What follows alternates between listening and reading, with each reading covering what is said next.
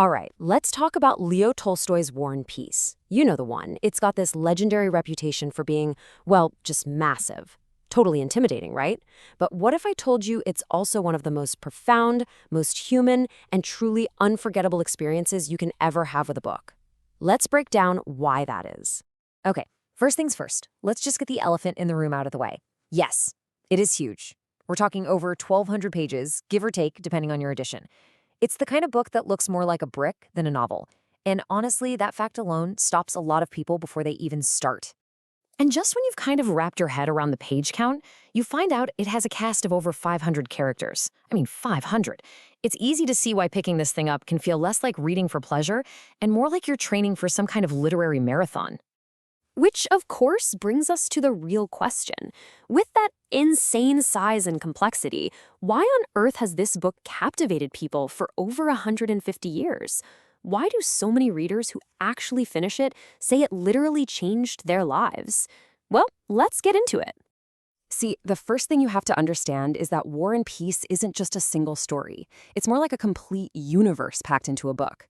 It seamlessly blends these huge, sweeping historical accounts of the Napoleonic Wars with philosophy and, maybe most importantly, the deeply personal dramas of a few families. It's life itself, really, captured on the page. So let's start with the war part of the title. Back in the 19th century, stories about war were pretty much all the same. You had your heroic generals, your glorious cavalry charges.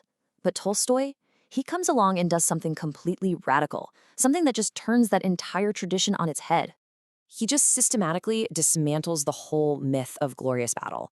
On one side, you have that typical idea of war, a neat chess game played by brilliant leaders. But Tolstoy's reality is the complete opposite. He shows battles for what they often are, just pure chaos. They're confusing, they're terrifying, and they're driven way more by random chance and the actions of thousands of anonymous soldiers than by any single person's grand strategy. And get this, he even takes on Napoleon, the ultimate great man of history, and paints him as someone who's actually pretty powerless. He's this guy with a massive ego who thinks he's pulling all the strings, when in reality, he's just being swept along by this huge historical tide. For Tolstoy, history isn't made by a few famous men. It's the sum of a billion tiny, seemingly insignificant individual choices. So if all those big historical events are just chaos and beyond our control, where does Tolstoy find any meaning? Well, that brings us to the peace part. He argues that the real stuff of life, the things that really matter, are found in the everyday personal moments, in ballrooms, at family dinners, and in the quiet struggles happening inside the human heart. And this is where we meet the real soul of the novel. You've got Pierre, this awkward but incredibly sincere guy who's just desperately trying to find some purpose in life. Then there's his best friend Andrei, who is brilliant and ambitious, chasing glory on the battlefield. And then there's Natasha, who is just one of the most alive characters ever written. She's pure passion, searching for true love. They're not perfect heroes by any means. They're flawed, they're contradictory, and they feel so, so human.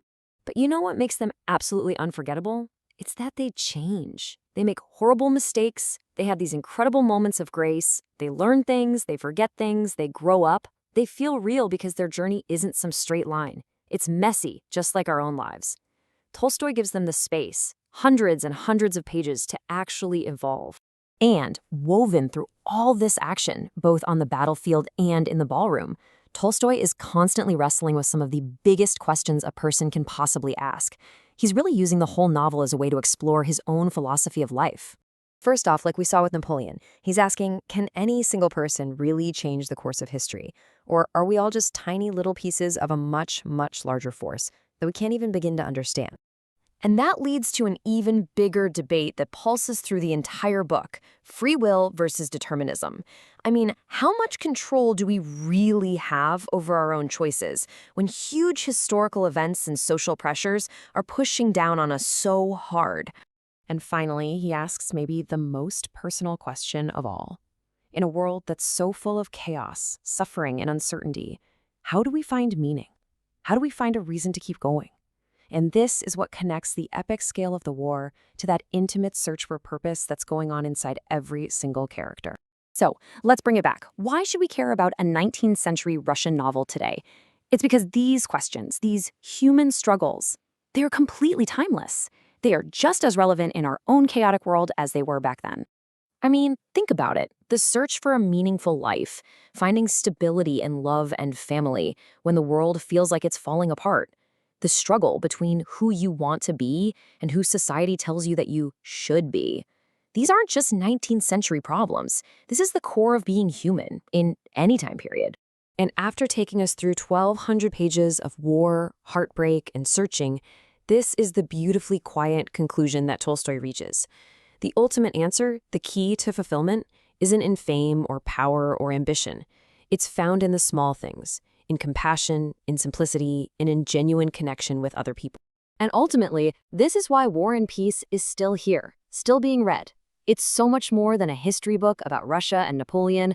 It's a book that holds up a mirror to our own lives, our own fights, and our own search for happiness. Yeah, it asks a lot from you as a reader, for sure. But what it gives back is a much deeper understanding of what it even means to be alive.